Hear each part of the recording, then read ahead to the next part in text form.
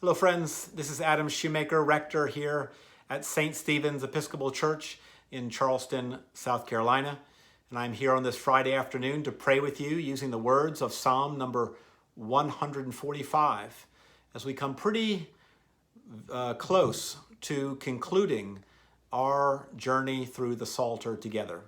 And Psalm number 145 begins on page 801 in the Book of Common Prayer. I will exalt you, O God, my King, and bless your name forever and ever. Every day will I bless you and praise your name forever and ever. Great is the Lord and greatly to be praised. There is no end to his greatness. One generation shall praise your works to another and shall declare your power. I will ponder the glorious splendor of your majesty and all your marvelous works. They shall speak of the might of your wondrous acts, and I will tell of your greatness. They shall publish the remembrance of your great goodness. They shall sing of your righteous deeds. The Lord is gracious and full of compassion, slow to anger and of great kindness. The Lord is loving to everyone, and his compassion is over all his works. All your works praise you, O Lord, and your faithful servants bless you. They make known the glory of your kingdom and speak of your power, that the peoples may know of your power and the glorious splendor of your kingdom. Your kingdom is an everlasting kingdom. Your dominion endures throughout all ages. The Lord is faithful in all his words and merciful in all his deeds. The Lord upholds all those who fall. He lifts up those who are bowed down. The eyes of all wait upon you, O Lord, and you give them their food in due season. You open wide your hand and satisfy the needs of every living creature. The Lord is righteous in all his ways and loving in all his works.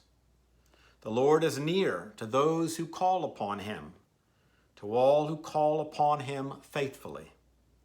He fulfills the desire of those who fear him. He hears their cry and helps them. The Lord preserves all those who love him, but he destroys all the wicked. My mouth shall speak the praise of the Lord. Let all flesh bless his holy name forever and ever. Psalm number 145. Pope Francis once wrote a little book titled The Name of God is Mercy. The name of God is mercy. I am reminded of that book, given this psalm of praise, particularly given verses 8 and 9, that assure us that the Lord is gracious and full of compassion, slow to anger, and of great kindness. That the Lord is loving to everyone, and his compassion is over all his works. You know, sometimes I believe that people observe this Lenten season in ways that are unhealthy, in ways that are overly self-critical. We beat ourselves up over the things that we have done wrong. And this, I think, forgets the compassion, the mercy, the grace of our God. I believe that we should always keep in mind in this Lenten season that we worship a God whose name is mercy. And so, yes, we should strive to turn back to God, turn back to neighbor, be reconciled to God, be reconciled to neighbor, but to do so mindful that God has already been reconciled to us in Christ Jesus. That God is like the forgiving Father in the parable of the prodigal son, that God is always striving to reach out and welcome us home, welcome us in those almighty and loving arms. This is something that I invite you to keep in mind as we begin this Lenten season together.